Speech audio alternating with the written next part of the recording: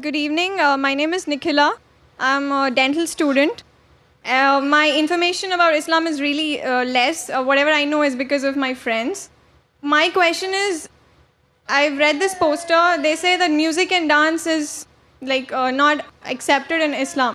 Why is that? I mean, you cannot say it's generally also you can listen to music or singing or dance or whatever. You cannot just say only for Bharatnatyam or for any form of dance you have music. In general music also we have you when you praise God, when you show your emotions. Why is it said that music and dance is not allowed? Sister asked the question that why is it in Islam that music and dance are prohibited? First I'll come to music, then I'll go to the dance.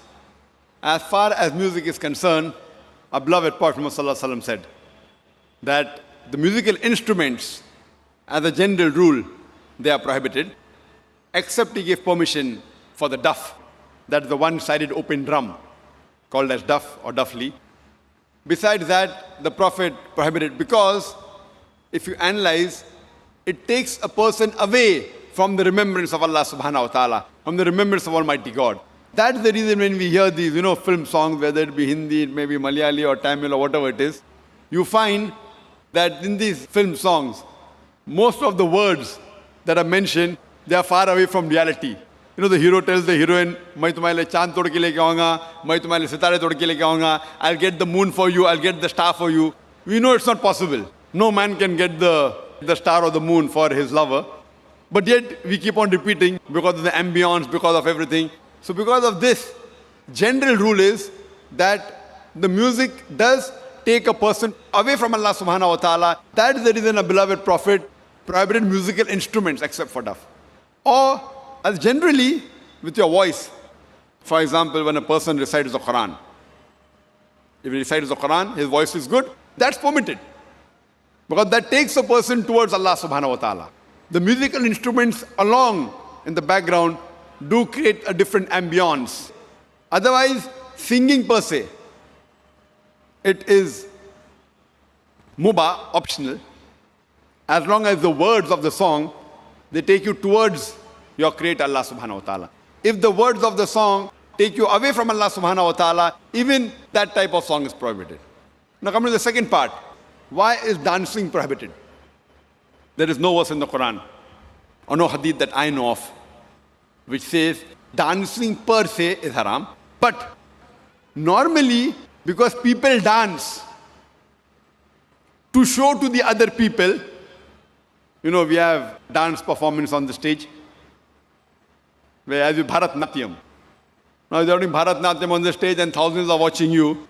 So normally in terms of the hijab reason, we wouldn't like to expose our ladies, our mothers, our sisters, our daughters on the stage and thousands of people looking at them. So any profession in which the body is used as a show, as to entertain the people, it is prohibited. That is the reason dancing in public or dancing in parties where we have opposite sex mixing, many a time the rules of dancing, they conflict with the rule of the Islamic Sharia.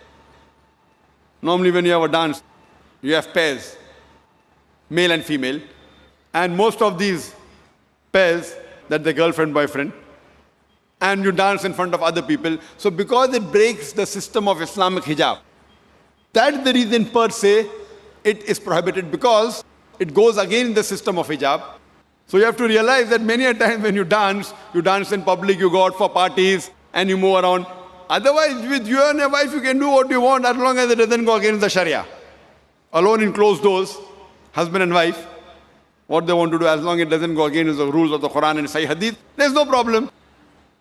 But because most of the time dancing exploits the body, it includes singing, dancing, you go on the stage and other people are watching, so it breaks the rules of Sharia, of the hijab. And you can hear my video cassette, Women's Rights in Islam, Modernizing Outdated, which speaks in detail. Why do we Muslims protect, why do we love, why do we revere our women for? Because we love our women, that's the reason we protect them, and we don't want to exhibit them. That's the reason professions which involve singing in public, or dancing, or modeling, these professions are prohibited for a lady. Hope that answers the question.